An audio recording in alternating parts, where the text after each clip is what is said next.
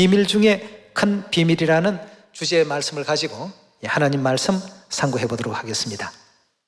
성경 골로새서 1장이나 골로새 2장을 보면 하나님이 비밀 중에 가장 큰 비밀이라고 이렇게 말씀을 하셨는데, 공개된 일반화되어 있는 영적 하나님에 대한 그 모습이 아니라 육체를 입고 이 땅에 오셨을 때 그 하나님을 찾는 것이 바로 우리가 오늘 공부해야 될 비밀 중에 비밀이라고 볼 수 있겠습니다.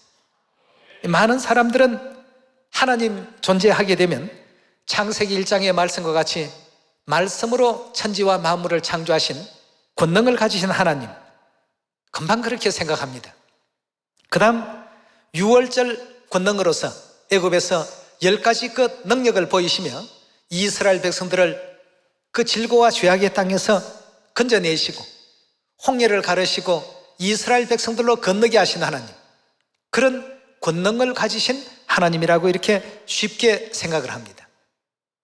여리고 성을 7바퀴 돌고 외쳤을 때 그 거대한 성을 한순간에 무너뜨려 주신 그런 위엄이 있고 능력이 있는 하나님, 이런 관점에서 모두가 하나님을 바라보기 때문에 자기들의 생각과 또 실제로 육체를 입고 이 땅에 오신 하나님의 모습과는 다소의 어떤 거리가 있어서 하나님을 찾지 못하기 때문에 하나님께서는 비밀 중에 비밀로 이 땅에 오셨다고 이렇게 성경은 말하고 있습니다.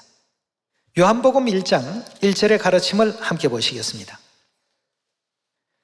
태초에 말씀이 계시니라. 이 말씀이 하나님과 함께 계셨으니 이 말씀은 곧 하나님이시니라고 했습니다. 그런데 14절에 와서 보시면 말씀이 무엇이 되었다고 했습니까? 즉 말씀은 하나님이시니까 하나님이 육신이 되어 우리 가운데 거하시더라고 했습니다. 우리가 그 영광을 보니 아버지의 독생자의 영광이요 은혜와 진리가 충만하더라고 했습니다. 태초에 말씀으로 하늘을 지으시고 땅을 지으시고 궁창 위의 물과 궁창 아래 물을 나누시고 육지와 바다를 만드시고 또 육지에 각종 수목을 또 만드시고 바다에는 바다의 생명체가 살게 하시고 공중에 새가 또 살게 하시고 또 육지에는 육지의 생명체를 살게 하시고, 이런 어떤 능력 있고 전지전능하신 하나님께서 육신이 되셔서 우리 가운데 함께 거하고 계셨더라고 했습니다. 다시 말해서 의로우신 우리 하나님께서 우리를 구원하시고 회개시키기 위해서 영적인 죄수복을 입고 이 땅에 오셨던 것입니다. 아무 죄도 없는 부모님이 자식을 올바르게 또 훈육하고 올바른 길로 가게 하기 위해서 죄수복을 입고 감옥에 찾아오신 것이나 다를 바가 없는 그런 입장이 되겠습니다. 자, 이렇게 하고 보니까 과거에 입었던 화려한 옷, 과거에 누렸던 화려한 어떤 명성, 이런 것은 감옥 안에서는 아무것도 통할 수가 없습니다. 이것을 성경에서는 어떻게 표현했냐 하면 능력도 권세도 명예도 하나님께서 전부 제한하시고 천사보다 못한 모습을 가지고 이 땅에 오셨다고 성경은 우리에게 또 알려주고 있습니다. 히브리서 2장 6절의 가르침을 함께 보겠습니다. 오직 누가 어디 증거하여 가로되 사람이 무엇이관대 주께서 저를 생각하시며 인자가 무엇이관대 주께서 저를 권고하시나이까. 저를 잠깐 동안 누구보다 못하게 하셨다고요? 예, 천사들보다 못하게 하시며 영광과 존귀로 간시오시며 만물을 그 발 아래 복종케 하셨나니라 하였으니 만물로 저에게 복종케 하셨은즉 복종치 않는 것이 하나도 없으나 그러나 지금은 우리가 만물이 아직 저에게 복종한 것을 보지 못하고, 9절입니다. 오직 우리가 천사들보다 잠깐 동안 못하게 하심을 입은 자 곧 죽음의 고난 받으심을 인하여 영광과 존귀로 간서신 예수를 보니 이를 행하심은 하나님의 은혜로 말미암아 모든 사람을 위하여 죽음을 맛보려 하심이니라고 했습니다.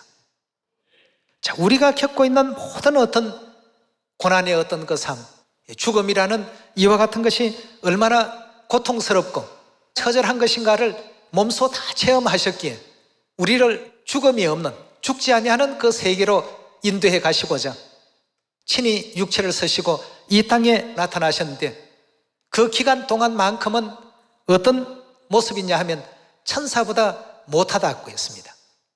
천사보다 못한 어떤 내용을 하나님께서 택하시고 이 땅에 오셨습니다. 무엇 때문입니까? 우리 죄 때문에, 우리 구원 때문에 말이죠. 우리 위해서 이와 같은 길을 아버지 어머니께서는 선택하셨고 그러한 삶을 살고 계십니다.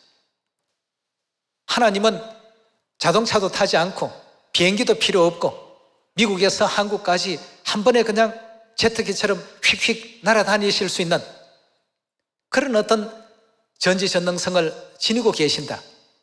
우리의 모든 허물로 인해서 이 육체를 쓰지 않으셨다고 한다면 어디 지구뿐이겠습니까?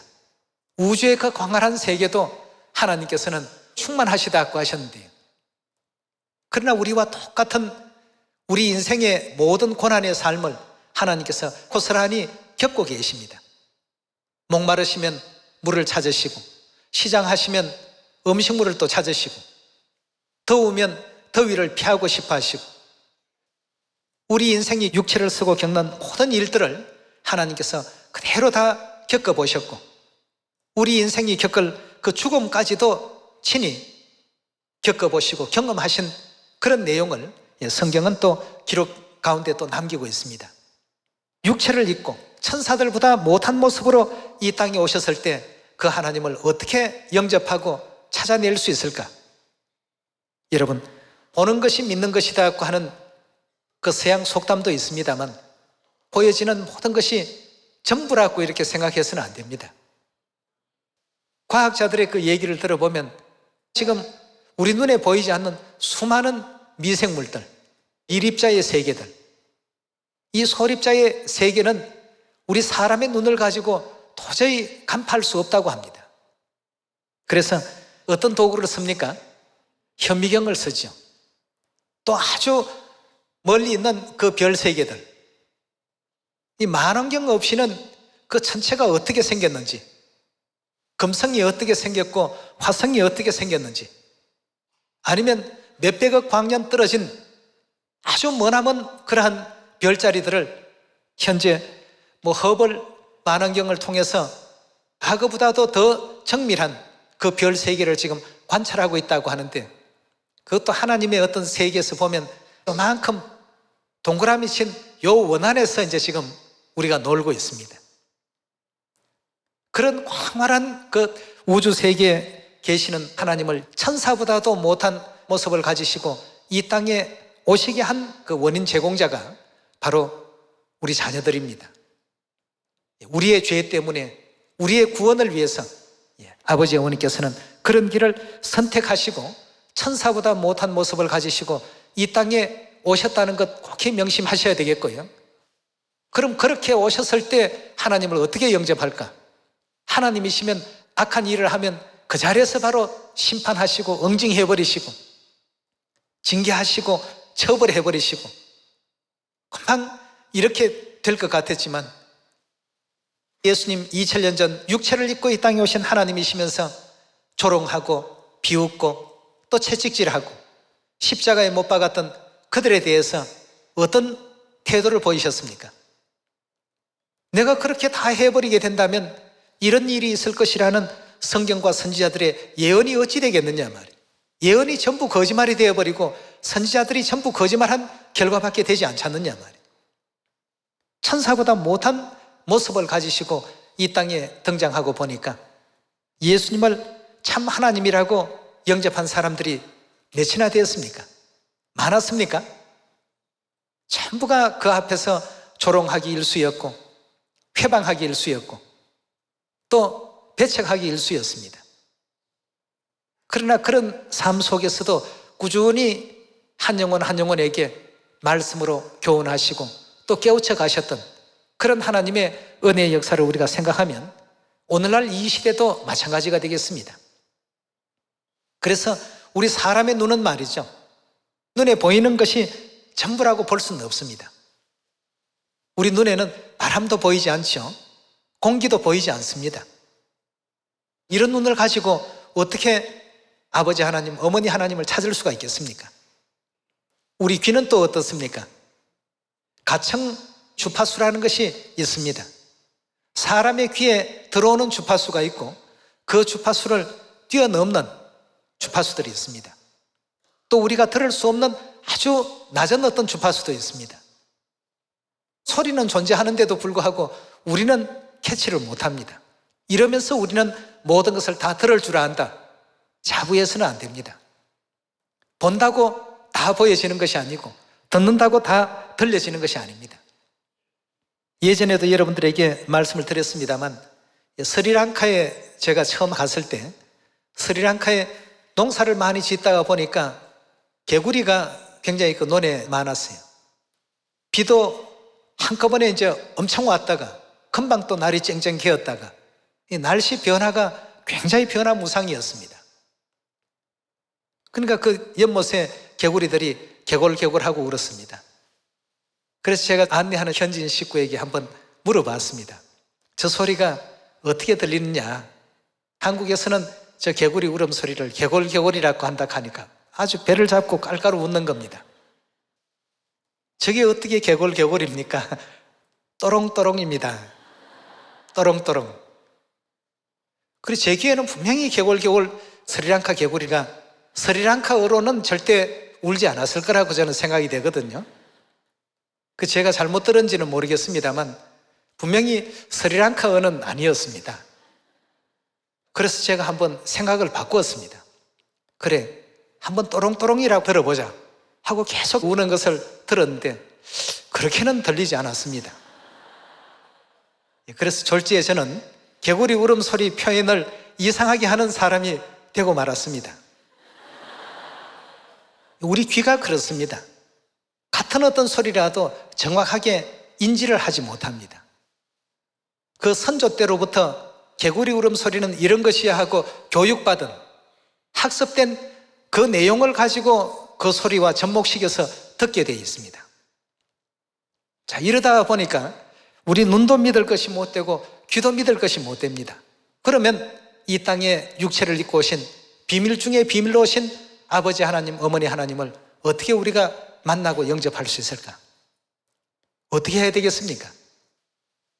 꽃기어 소리나 바둑이가 멍멍 짖는 소리나 아프리카 사람도 미국 사람도 스리랑카 사람도 한국 사람 다 자기 마음대로 듣는데요. 다 그 짖는 소리 표현은 각각 다르니까 말이죠. 이래서 우리 사람의 어떤 눈으로 본다고 해서 확신할 것이 아니라 하나님께서 이것이 가장 옳은 어떤 내용이라고 정해 주신 하나님의 그 가르침을 따르는 것이 가장 현명하고 지혜로운 방법이라는 것을 그때 다시 한번 느끼게 되었습니다.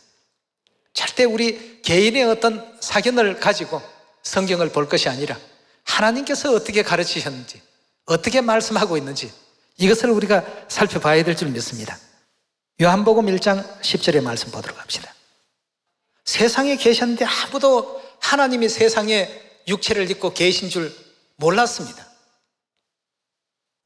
그가 세상에 계셨으며 세상은 그로 말미암아 어떻게 되었습니까? 그분이 지었습니다. 창조했습니다. 그런데도 사람들은 몰라봤습니다. 세상이 그를 알지 못하였고 자기 땅에 오매 자기 백성이 영접지 않더라고 했습니다. 와서 내가 곧 하나님이다 고 알려주시는데도 아무도 영접하지 않습니다. 자기 눈으로 볼 때 그렇게 안 보였고 자기들의 귀로 그 가르침을 들을 때 그렇게 안 느껴졌으니까 말이죠. 우리가 성경의 예언을 따라야 되겠습니다. 재림 때에도 이와 같은 입장으로 우리 가운데 하나님께서 나타나시게 된다면 우리는 그가 세상에 계셨음에라고 말씀을 주셨는데 아유 언제 세상에 계셨습니까? 저는 한 번도 뵌 적이 없는데요. 이럴 것이 아니라 세상에 계셨다면 세상에 계셨다는 그 사실을 절대적으로 믿고 어디에 계셨고 어떻게 계셨고 무엇을 하고 계셨고 하나님이시라는 사실을 뭘 통해서 우리가 발견할 것인지 이 내용을 우리의 방법이 아닌 성경의 그 가르침과 성경의 방법을 따라서 하나님을 만나러 가셔야 되겠습니다. 그리고 성경의 모든 예언대로의 그 모습을 지니시고 계신 그 하나님을 영접하시고 어디로 인도하시든지 따를 수 있는 우리가 다 되셔야 되겠습니다. 그렇다면 세상에 계셨지만 하나님을 잘 알지 못한 그들에게 어떤 안목과 바른 가르침을 또 줘야 될까? 우리 요한계시록 14장을 한번 열어보도록 하겠습니다. 14장 3절의 말씀 보시면 저희가 보좌와 네 생물과 장로들 앞에서 새 노래를 부르니 땅에서 구속함을 얻은 이라고 표현했습니다. 이 지구에서 구원을 받은 무리들에 대한 내용이 계시록 14장에 언급되어 있고 4절의 말씀을 보시면 이 사람들은 여자로 더불어 더럽히지 아니하고 정절이 있는 자라 어린 양이 어디로 인도하든지 따라가는 자며 사람 가운데 구속을 받아 처음 익은 열매로 하나님과 어린 양에게 속한 자들이라고 이렇게 성경은 말하고 있습니다. 자, 그렇다면 이 땅에서 구속받은 이 무리들이 어디에서 하나님을 만났을까? 요한의 그 계시가 굉장히 우리에게 중요한 어떤 단서가 되고 열쇠가 되고 있습니다. 과연 땅에서 구속받은 이들이 어디에서 하나님을 만났을까부터 한번 찾아가 보도록 합시다. 14장 1절입니다. 또 내가 보니 보라 어린 양이 어디에 서 계셨다고요? 시온산에 서 있고 그와 함께 14만 4천이 섰는데 그 이마에 어린 양의 이름과 그 아버지의 이름을 쓴 것이 또다 갖고 있습니다. 땅에서 구속함을 받은 이 무리들이 어디에서 하나님과 함께 있었다고요?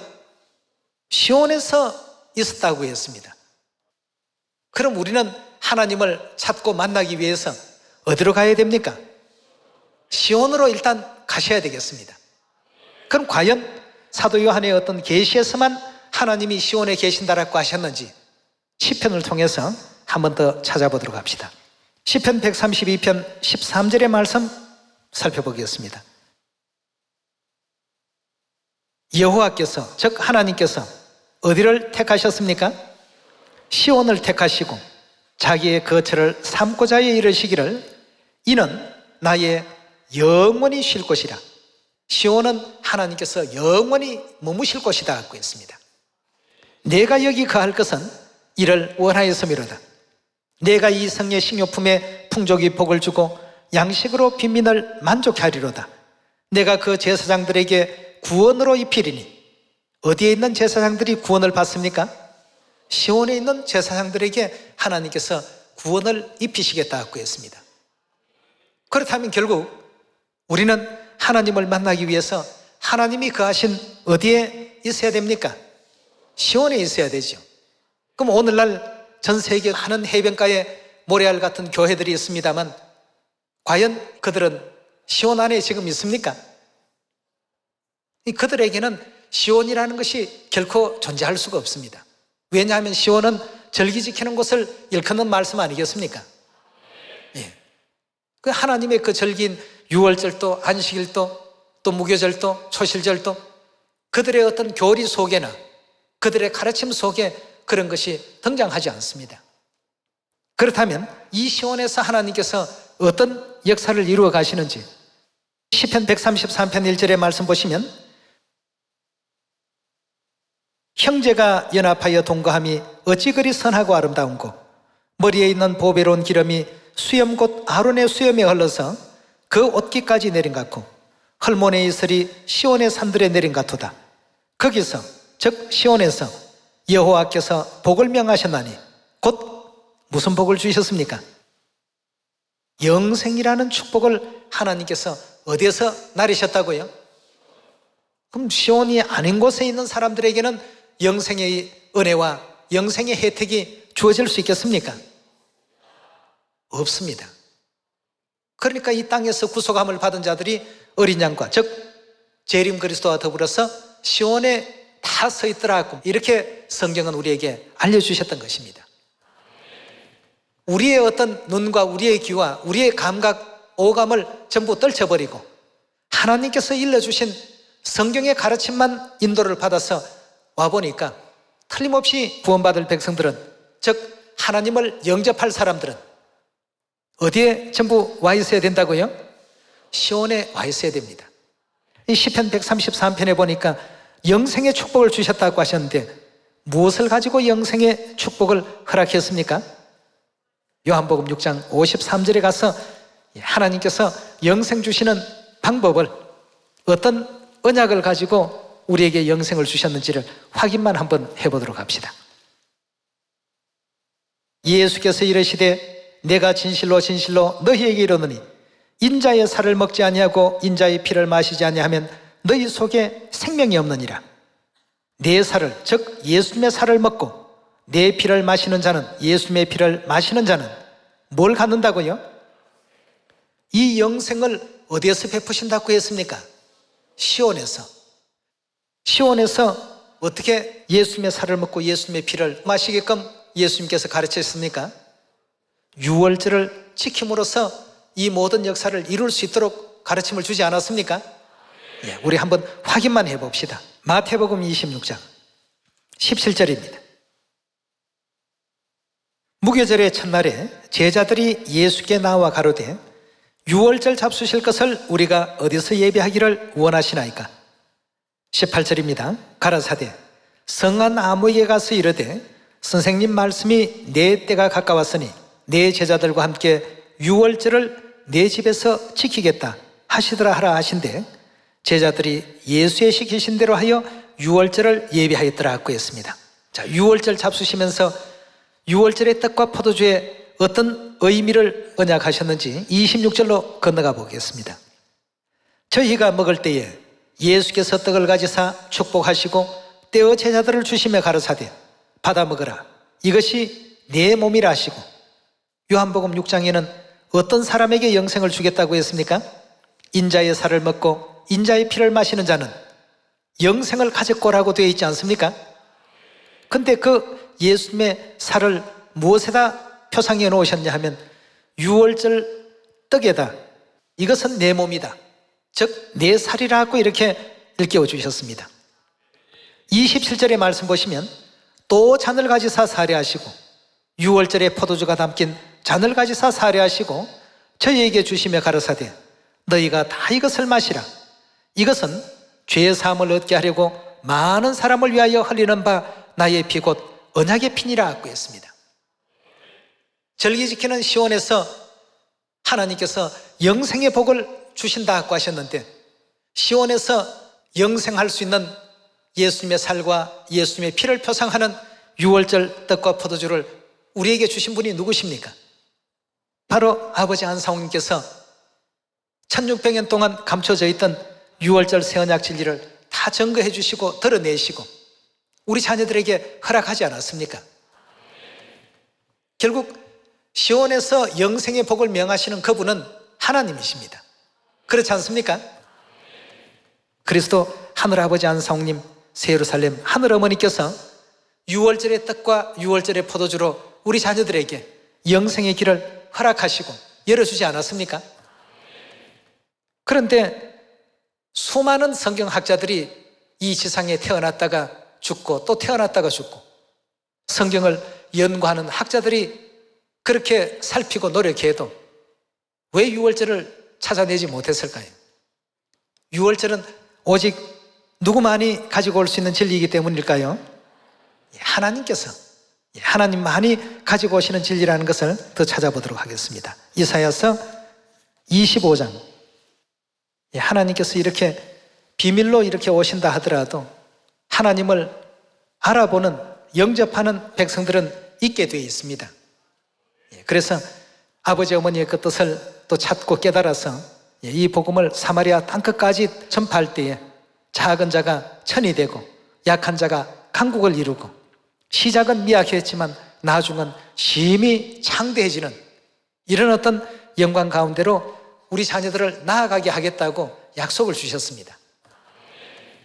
이사야 25장 6절 잘 아시는 내용인데 오늘 다시 한번 복습을 해봅시다. 6절입니다. 만군의 여호와께서 이 산에서 만민을 위하여 기름진 것과 오래 저장하였던 포도주로 연회를 베푸시리니 곧 골수가 가득한 기름진 것과 오래 저장하였던 맑은 포도주로 하실 것이며 또 이 산에서 모든 민족의 그 가리워진 면박과 열방에 덮인 휘장을 제하시며 사망을 영원히 멸하실 것이라. 사망을 영원히 멸한다는 것은 달리 표현하면 영생을 주신다는 뜻이죠. 무엇을 가지고요? 오래 저장하였던 포도주로. 주 여호와께서 모든 얼굴에서 눈물을 씻기시며 백성의 수치를 온천하에 제하시리라. 여호와께서 이같이 말씀하셨나니라. 그날에 말하기를 이분은 누구라고요? 우리의 하나님이시라. 우리가 그를 기다렸으니 그가 우리를 구원하시리로다. 이는 여호와시라. 우리가 그를 기다렸으니 우리는 그 구원을 기뻐하며 즐거워하리라 할 것이라 하고 했습니다. 하나님께서 영생의 축복을 어디서 베푸신다고 시편 기자가 설명했습니까? 시온에서. 어떤 방법을 가지고 영생 주신다고요? 6월절의 떡과 포도주로. 자, 이런 어떤 모든 예언들을 그대로 이루신 그분을 이사야 선지자는 우리 하나님이라고 잡으라고 했습니다. 예, 가까이 계실 때 그를 찾고 가까이 계실 때 그를 부르라고 했습니다. 예, 이 모습을 가지시고 누가 언제 어떻게 등장했습니까?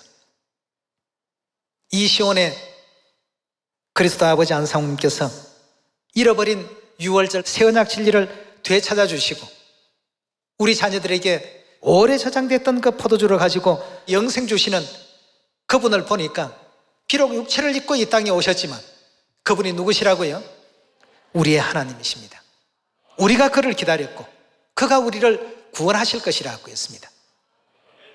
그분이 아니고는 두 번째 이 땅 위에 오셔서 우리 인류 인생을 구원하실 다른 구원자가 있습니까? 절대 없습니다.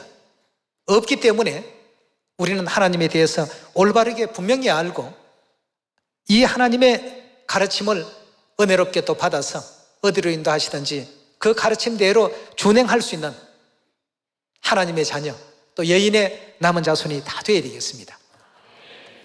아버지 어머니를 또 깨닫게 해주시고 진리 가운데로 인도해 주시고 구원 주신 아버지 어머님 은혜에 다시 한번 영광과 감사를 돌립니다. 오늘 이 말씀이 은혜길 바라면서 말씀 마칩니다. 감사합니다.